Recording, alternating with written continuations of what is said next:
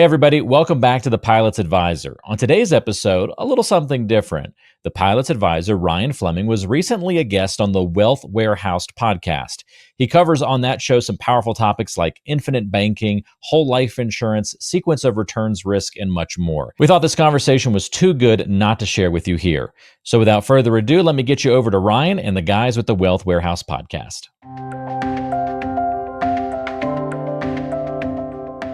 All right, welcome back, everybody. Hey, today we're joined once again by our good friend Ryan Fleming, the Pilot's Advisor. And man, Ryan and Paul, hey, Paul, you're looking very tan.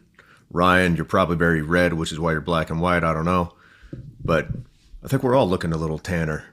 We all just got back, yesterday from a week in Puerto Rico together. So it's good to see you guys there. Yeah, I feel like it's been forever since I've seen both of you.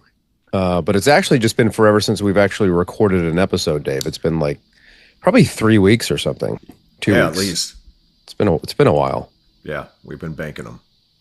Yeah. Well, I certainly feel just tired from a week of hanging out with you guys, but I think that there was some amazing conversations. I'm glad we're a little bit motivated to get another recording together and talk about all the benefits of what you guys do. Yeah, excellent, man. Yeah, it was great spending time together, and yeah, I mean, we all got back. I got back late last night, and we're like, all right, let's get on.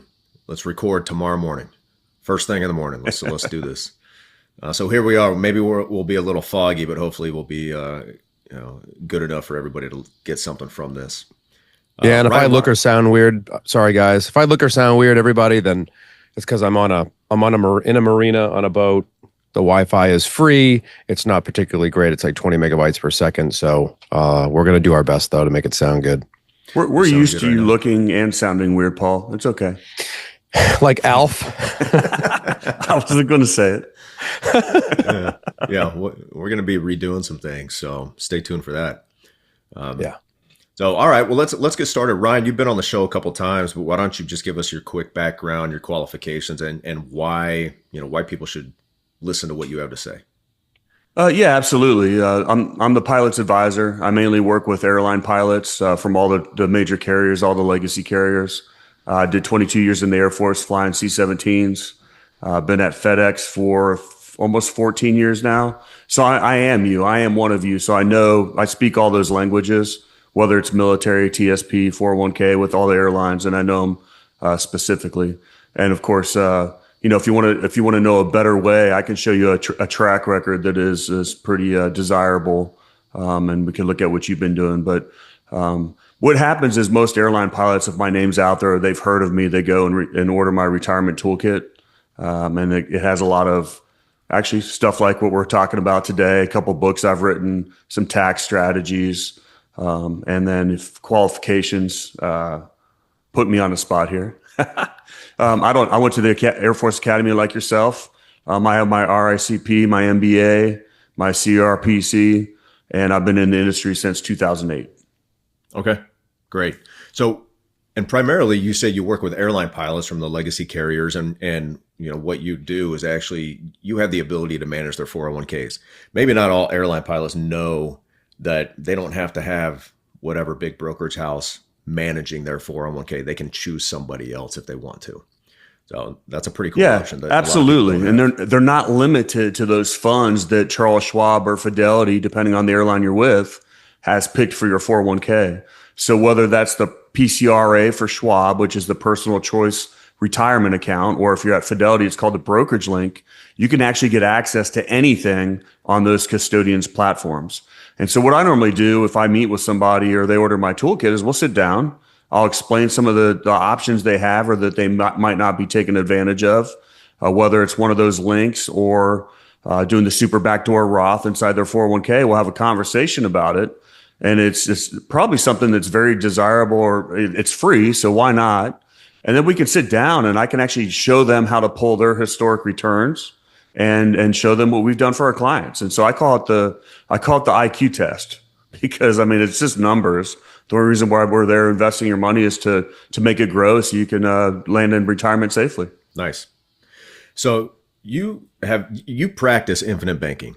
So I like that to be well known, because you're one of the few financial advisors, I guess maybe the only that I've ever met. I'm sure there's others out there, but I haven't met any who actually practice and promote infinite banking to their clients, which is a little different because then that takes, most advisors, you're concerned about assets under management, AUM, but you tell guys, hey, you need to put some of your money into specially designed life insurance contracts, specifically dividend paying, high cash value whole life insurance, which is what we discuss on this podcast, what we practice, what we teach our clients.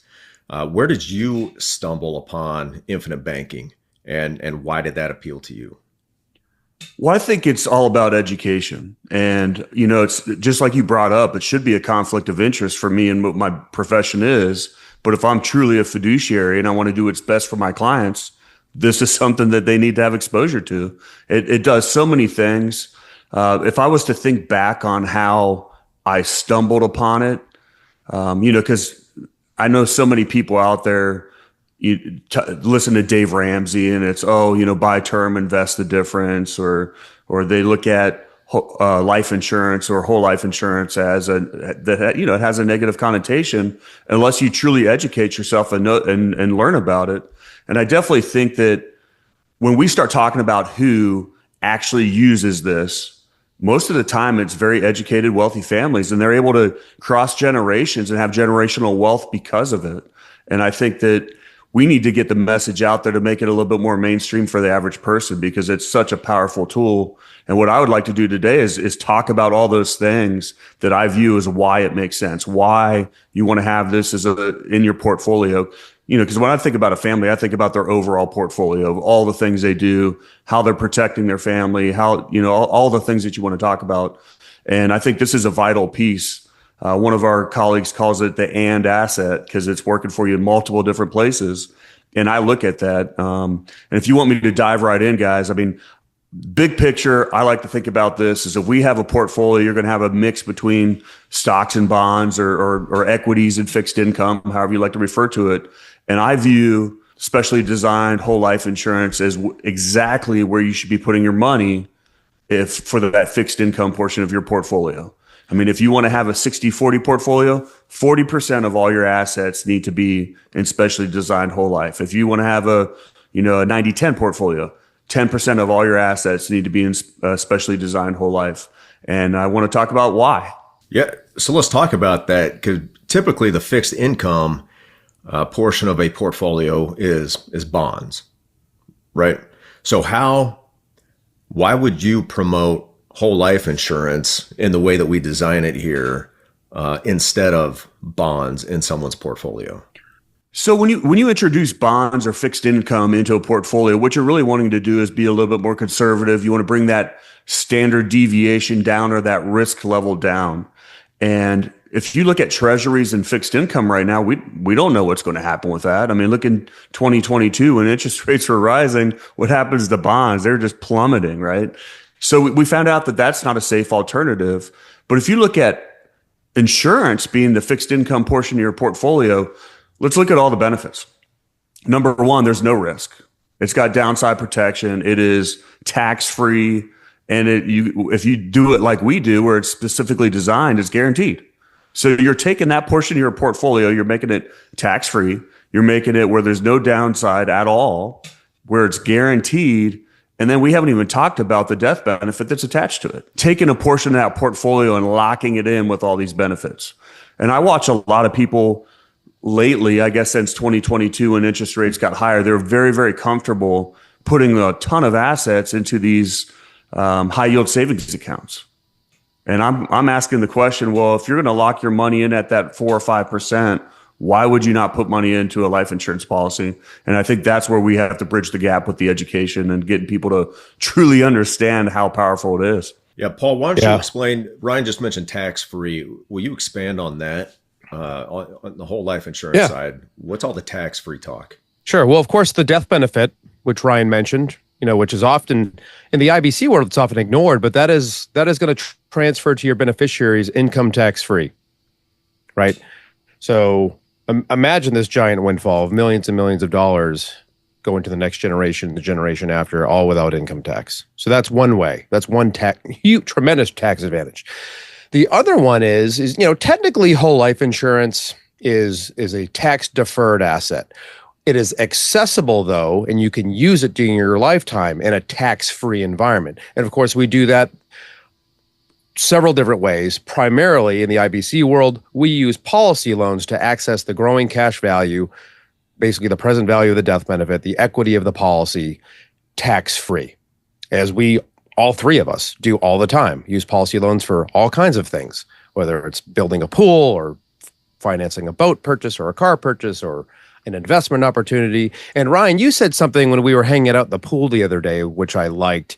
And I think this is critical for people to understand, is that getting someone to understand all you're doing, your money is still going to go do all the things you want it to go do. You're just changing the sequence of where that money goes first. And if you really understand that, folks, capturing money inside a system of policies that's going to work for you no matter what, going to be accessible, tax-free no matter what, and then protecting your legacy, it becomes really a no-brainer. But again, like Ryan said earlier, that education really needs to be, the client needs to embrace it. They need to put in some effort, because we can't necessarily teach this or make you catch this concept. So you can lead a horse to water, but you can't make them drink. And I look at this where people feel like when they have to make that premium payment, that money's going away, or that it is a bill, and it's not. I mean, I think any of us, when we have a premium payment due, we're excited, right? Because you're actually moving more money into this vehicle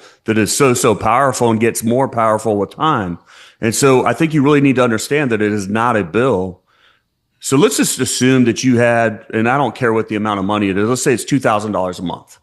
All we'd ask you to do is sequence that through a policy. You still have access to that money, even if you wanted to go invest it or go use it for something else. But if you sequence money through that policy, you're going to be building a massive death benefit over time. And so no different than people investing money in the market, they don't understand that it is still liquid. They still have liquidity, which is a massive, huge thing. I mean, you could have all the money in the world invested in a 401k or any other tax deferred vehicle for retirement, and you have no liquidity, no access to it at all. And if you want to pull from it, the government's going to charge you or penalize you 10%. Now, I understand why they're doing that. They want to promote people saving for retirement, but this is a liquid asset that is so powerful. Your money grows tax-free. It's guaranteed. And 100%, it has to be about a lack of education, because when you start looking at all the benefits to it, it's pretty amazing. And I love it when you guys actually start talking about all the benefits to what the product that we're talking about. We go through all these things and everybody's like, oh yeah, I like that. I want that too. And then it's like, well, it's specially designed whole life insurance. Like, oh, insurance again. Yeah. Everybody wants what whole life insurance offers, but they don't want whole life insurance. Yeah. Right? Until they've like Nelson Nash, the author of Becoming Your Own Banker, the guy who discovered infinite banking in the book we recommend everybody read. He says, rethink your thinking. And that's just it. You got to think differently about, take your preconceived notions, your misunderstandings of what you think whole life insurance is, and give it another look from a different angle and rethink your thinking. Because the one thing you mentioned there, the liquidity, that is huge. Because if you're putting, say, 25% of your portfolio into bonds and all that, is it really liquid? No. What if you have an emergency today? What if you get furloughed? What if you lose a job? What if? It's not guaranteed. It's not tax-free. I mean, we could go on. Right. Yeah. But in this scenario, you have these guarantees. It grows. It's accessible. All that growth even is accessible, tax-free. And you can, like you said, you pay a premium, but it's not like you don't have access to that money anymore. You do. In the beginning, you have access to less than the full amount you paid, but over time, eventually, and usually quicker than people realize, you're going to have access to everything you've ever put in and then some. And you have access to that for any reason whenever you want. And I think we all know and like Nelson says in the book, your need for financing during your life is going to outweigh your need for death benefit. But if you do this, you're going to have both covered. Yeah. It's very, very powerful. And I do at some point want to lead the show here to start talking about sequence of returns risk and what it's going to do for you in retirement. But there's so many great things, just like you're bringing up now, that it's hard because you want to keep talking about the liquidity and how it's going to work for you now. Right. Yeah. So, Paul, did you have thoughts on that before we move on to that next topic? No, I was just going to say, like, we often run into people that are, very financially savvy and very disciplined. And the disciplined people, that I've been exposed to, they're very, high yield savings account type people. No TSP. Maybe they have a Roth IRA or something. But what really gets them is like, wait a minute, Paul, you're telling me that I can access the equity of this policy without interrupting the growth. I'll still get the full dividend. And that kind of has clicked for some people, like, wow, I can have this savings vehicle, this safe, risk-free savings vehicle with a death benefit that will never stop growing. All I have to do is pay the premium, which is the money I'm saving anyway somewhere else. And that really has made a difference in a lot of my cases where it's just that light bulb moment, like, oh my God, it just keeps growing and growing. And there's nothing I can do about it. Yeah, it's just going to keep growing and growing. Well, and I don't want to get too much into the weeds, but let's just say you're an airline pilot and your company, of course, is going to be putting or matching, it's actually not a match, but they're going to be putting, let's say 18 or 19% of whatever you make inside your 401k. You're investing your money, you're getting ready for retirement, you're investing for the future. Now, let's assume on the outside that you want to keep investing your money in a high yield savings account or a brokerage account because you like the markets and you want to keep putting money in there. Well, that's fine if that's what you want to do, but let me create a scenario for you. Take every single penny that you make outside of that and put it into premium, put it into an insurance policy. And if you're one of those people that still want access to the market, you can borrow money back and put it into the market. We just need you to sequence the money through an insurance policy. And just to give you an idea of how this looks, and I know it's complicated, but this is what I do. Let's say you are putting money into an insurance policy and you want to borrow a percentage of that back. And let's say right now, say you had to borrow the money back at 5%. As long as you're taking that money and putting it somewhere that's going to out earn 5%, you are creating an arbitrage, and your internal rate of return on that money working for you in two separate places, mind you, is off the charts. Okay. So all that money that you have into the insurance policy is earning dividends and interest. Yes, you're taking out a loan against it. Now you go put it in the market and you make 10%. You are winning big time. So it's not for everyone. It's a little bit more complicated when you do that, but let those dollars that you're earning work for you for the rest of your life by sequencing it through an insurance policy. Obviously, I would want you to leave a large value in the policy. But if you're one of those people that can't get past that and you still want to put money into the market, you can. I mean, that's what I do. Yeah, the and asset. So let's talk about, we talked about really the accumulation phase, which is your working years. And then, especially for pilots, there's no kidding a mandatory retirement. So you got to be done flying and earning that active income. Let's talk the distribution phase. And one of the big risks, and you already mentioned it, is something called sequence of returns risk. So why don't you expand on that? If you've created one of these policies and you have a certain percentage of your money, once you enter the distribution phase of retirement, which, mind you, I think pilots know that they need to save for retirement, but they don't really understand how the distribution phase works. And one of the biggest threats to you in retirement is retiring when you need to start producing income. And let's just assume those first 2 years of you in retirement, the market's down 10, 20%. You are going to blow up your retirement picture because you are selling stuff while it's down and you have to sell more to get that income. And by you doing that, your outlook on your retirement is drastically changing. Now, if you have one of these specially designed whole life insurance policies, what happens is you're never accessing your 401k assets in a down market. If the market was down 10 or 20%, I would say, nope, we're not taking income from there. We're going to go grab it from that insurance policy that is never going down, that is guaranteed, that is tax-free. And that's how you're going to have your income during that down market. What it does is it allows that 401k to recover and grow to even a bigger and bigger asset later. We always talk about a 4% safe withdrawal rate.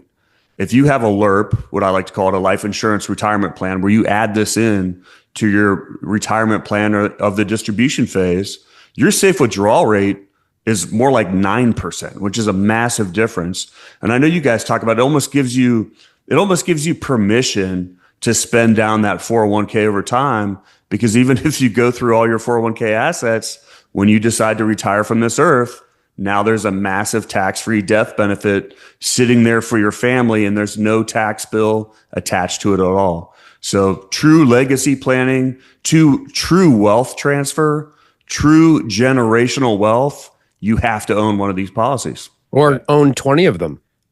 Yeah, absolutely. Working on it. Yeah, working on it. So that's a great point. It gets you a license to spend in retirement, because you don't have to leave anything left over for your wife or your husband when you're gone. Like, oh, we gotta pinch pennies to make this last until maybe one of us lives to be 100. We're going to need that money. It doesn't matter. You can spend more freely, knowing that all of that's going to be replaced, assuming you built in a large enough permanent death benefit that's growing every single year. And that's another thing about it. The longer you live, the more death benefit there is to leave behind when you're gone, which is great, because things are going to get more expensive the longer you live.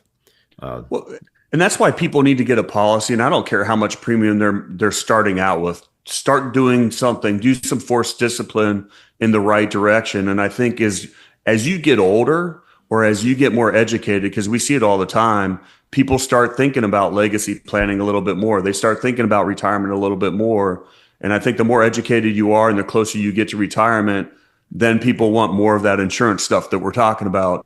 And it's sad to me, because I don't know how many times I've had somebody that reaches out to me and they're 60 or even 65 right near the end. And I started explaining to them what I do for my clients or how we set it up. And how many times you hear somebody go, God, I wish I would have known about this when I was 30, or I wish I would have started that when I was 40. And what we're trying to do is get the information out there so that we can make some very, very good decisions while you're still in your 40s or 50s. And the beauty of these things is they just get more and more efficient. And if somebody really understands it, because if they really understand it, then they start asking about getting these policies for their kids. Yeah. And we can go into a whole nother, conversation about that. Like, I mean, I look at that as a on that. Yeah. I mean, that college savings, 529. No, you want to do one of these for your children. Attention aviators, when you've spent years in the cockpit managing the complexities of flight, isn't it time you navigated your retirement with the same precision? Introducing retirepilots.com. Right at your touchdown zone on our homepage, there's a beacon flashing, Get My Free Toolkit. Click that and you'll be cleared for a direct route to Ryan's Retirement Toolkit, tailor-made for pilots like you. Inside, you'll find two of his important works, The Pilot's Advisor and Pilots Retire Early. Between these two books, you can decipher the 9 critical decisions when retiring before 65 and discover the 7 lessons to help pilots land safely in retirement. But that's not all. This toolkit is packed with altitude-high value, including extras to get your retirement plans off the runway and light the afterburners on your 401k. Vector on over to retirepilots.com to grab your toolkit, and let's embark on this journey together. You bring up something that a lot of people are going to think, I'm too old for this. Pilots who are approaching 60 and they start seeing horizon, retirement on the horizon. And they're thinking, man, well, that would have been cool if I had learned about that 10 years ago or more. Well, I've worked with a number of pilots who are 60 years old, who are inside of a 5-year window to retirement. And there's ways to really get ahead of the game and set yourself up for success so that by the time you retire, this policy is efficient, and every dollar you're paying is creating more than $1 in cash value that's accessible tax-free during retirement and will continue to grow. I always say it's not about how many years are behind you. How many years do you expect to have in front of you? If you're 60, like if you expected, I don't know. I want to live to be 100. Maybe that's not realistic for everybody, or even me. Who knows? But you still got a lot of years in front of you. You got a couple decades, perhaps, of retirement. That's a long time to build an asset like whole life insurance. Well, you guys have seen the way I live. There's no way I'm making it till 90, and I don't expect to. This is true. You never know. Live every day to the best of my ability. But to piggyback on what Dave's talking about, just things that I think about, and of course, because my niche and the people that I mostly work with are airline pilots, I'm gonna bring it back to that. Whether you have a military pension, or let's say you're a FedEx pilot or a UPS pilot, and you still have a pension, people are geared towards just doing that 50% survivor benefit, and I think it's easy math. Like the only reason why people don't look at this is because they don't know about it. So if you start looking at taking a 50% survivor benefit, you're going to lose a portion of that pension check. We know how much it's going to be per month. So we multiply that by 12, and then we know how much you're giving away every year that you continue to live, what you're giving up to have that 50% survivor benefit. And let's say that's $10,000 a year. It doesn't matter what the number is, but think about how much insurance you can buy with that money. And then it continues to grow every year that you live. And then that death benefit continues to grow as well. And so the whole reason why we have a 50% survivor benefit is to protect your family or to protect that spouse. But if that pension was going to spit out $40,000 or $50,000 a year prior to taxes, because we haven't even talked about that money getting taxed. It's going to be taxed. Yeah. Versus the alternative, boom, something happens and all of a sudden your family gets $2 million tax free. Well, guess what? That $2 million, we can spit out a lot of money for them, way beyond that $50,000. By planning ahead and leveraging your money. And once again, every year that you live, if you take that 50% survivor benefit, poof, that money's gone, never working for you ever again. You don't even get it. If you come up with a better plan, not only are you keeping that money in your pocket or pushing it through an insurance policy, it's continuing to grow for you for every single one of those years that you live. And I don't know about you, but I want to plan for success. I don't want to plan to fail. And I think once again, it's an education piece and understanding what is a better way for our money to work for us. And a true testament to that, I think we all have a military background. I mean, I did 22 years in the Air Force. Paul, you were in the Army. Dave, you just hit your 21 years. Anyway, congratulations, because you guys are all finishing up. Now, let me ask a interesting question. How many of us took any survivor benefit at all with our military retirement? I did not. Nope. In fact, nope. As soon as I got my 20-year letter, I got on there and declined it. Well, and the general, Colonel Carey, you guys know my wife. She did very well in the military, and so you'd look at that. She earned a pension. She's got a check of the month club, and I flat out told her, I said, nope, I don't want you to do a survivor benefit. Which would benefit me should something happen to her, but I know that pension check and those dollars now, today, and every day that she lives and every year that she lives, we can use that and make it work for us better to where I'll be more protected down the line should something happen to her. Now, and we all know she's going to outlive me by probably 20 years, but it's the perspective on what we're talking about. Yeah. And I had the same conversation with our military clients is, if you take SPP, the longer that person lives, the less impactful it becomes. It became you have to look at, am I going to predecease my spouse? What are the odds of this? I don't know. And neither do you, and neither do they, but odds are it's not going to be by a lot of years. It's not going to be a huge delta there.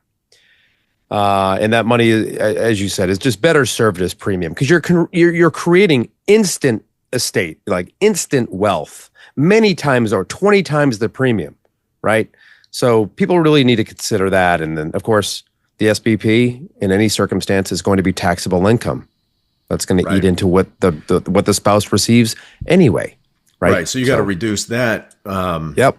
So if a FedEx guy is receiving like $65,000 a year, or his spouse, his wife, after he's gone before taxes, you're talking maybe $50,000 after taxes, at best. So how depending on what state you live in, of course, as well. Like state's going to be into that as well. Right. Yeah. Minnesota.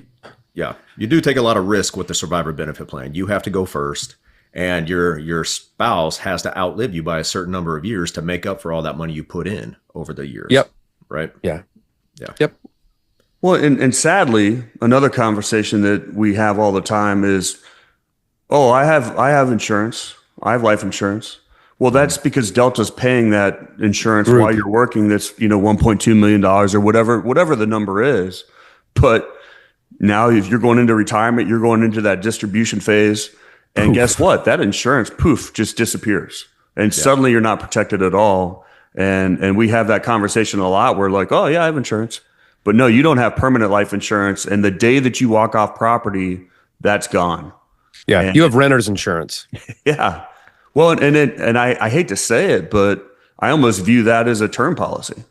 It is. It's literally a group term policy. It's like SGLI for pilots. And the term is, at the end of your employment is the end of the term, whenever that is. Correct. Yeah.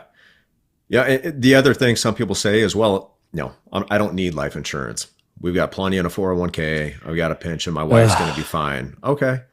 Well, you don't have to leave it to your wife. Do you have kids? Do you have grandkids? Do you want to support, maybe pay for your grandkids' college?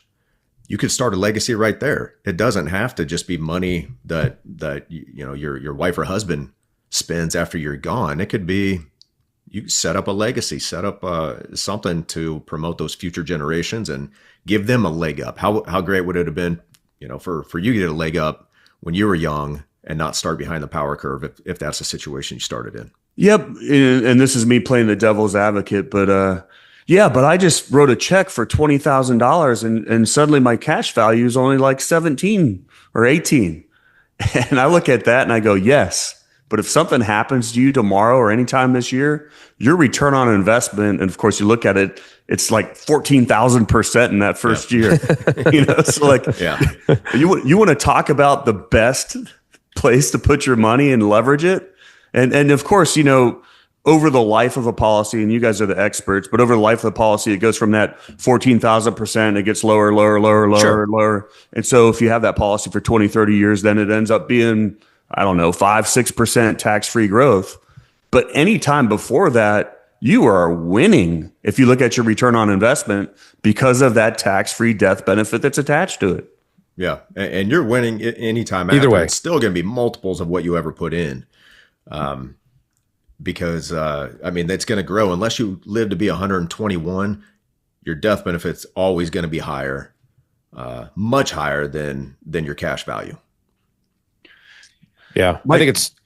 Oh, go ahead, Ryan. I was just going to say it's important to properly classify things, and I think early on a lot of people are misclassifying, meaning they're comparing it to something that it's not. You can't compare whole life insurance to anything but whole life insurance because it's not an investment product. It's not a bond. It's not equities. It's none of those things, right? It's insurance, and you're buying death benefit. Yeah, when you put money into your bond portfolio, when you die, does your spouse receive a multiple of all what was in that portfolio? No, they received exactly what was in that portfolio, right? No other product can you put in pennies and get dollars. Out dollars guaranteed. Yeah, versus putting $100,000 into a CD. What are we doing here? Right. There's unless it's next year's premium, I'm okay with that. Yeah. Sure. You got to save it somewhere. Yep. And I sit back and I'm shaking my head right now because I'm excited. I get to pay my kids' policies premium this month.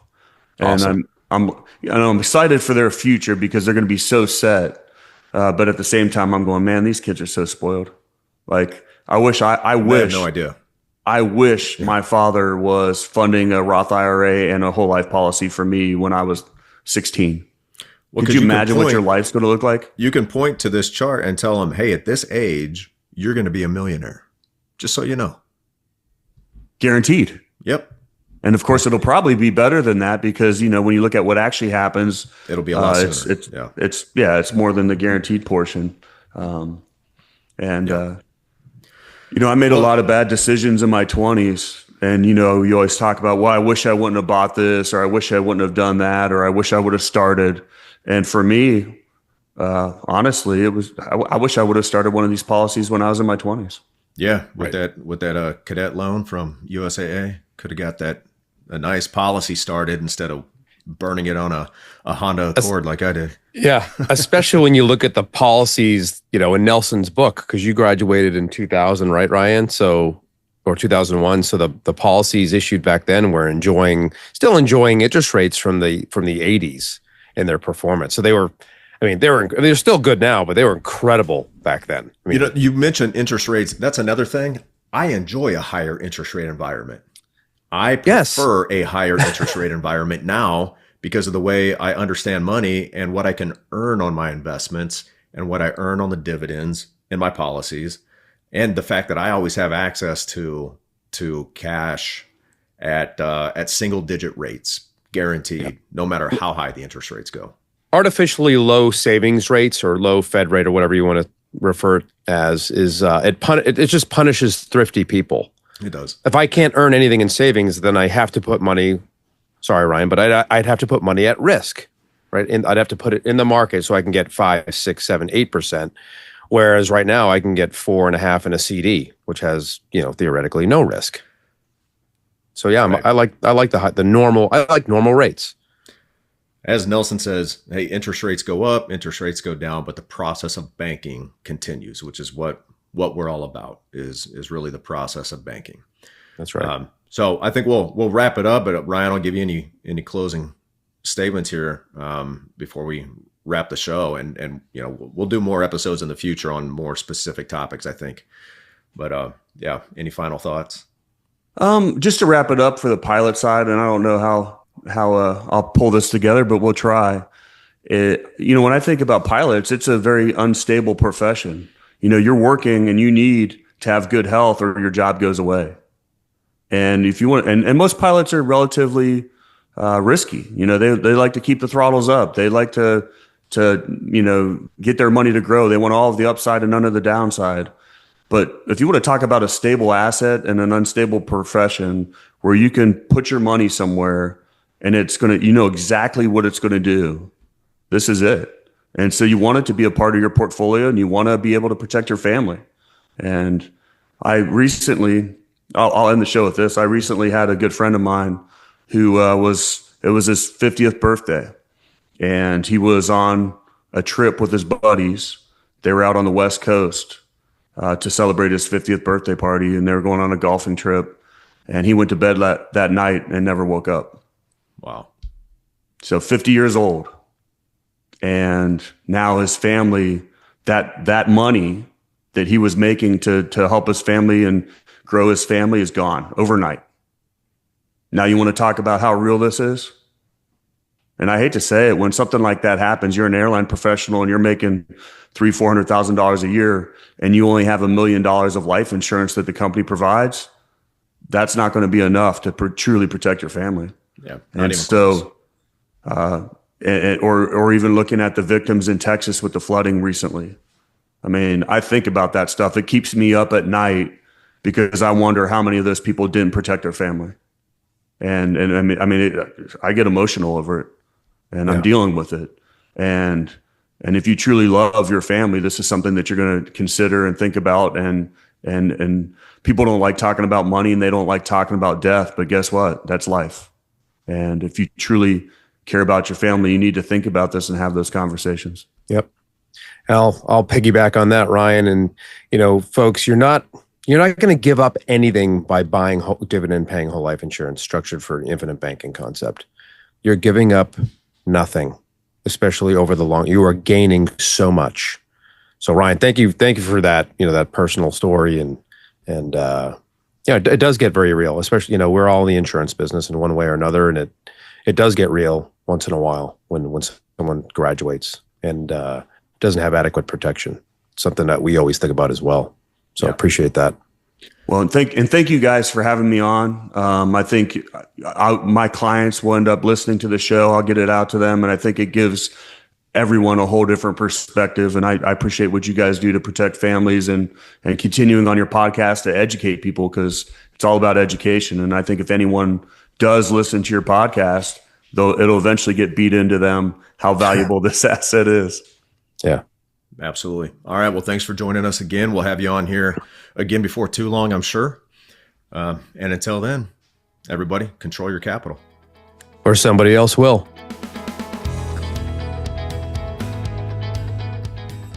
Information is for illustrative purposes only and does not constitute tax, investment, or legal advice. Always consult with a qualified investment, legal, or tax professional before taking any action.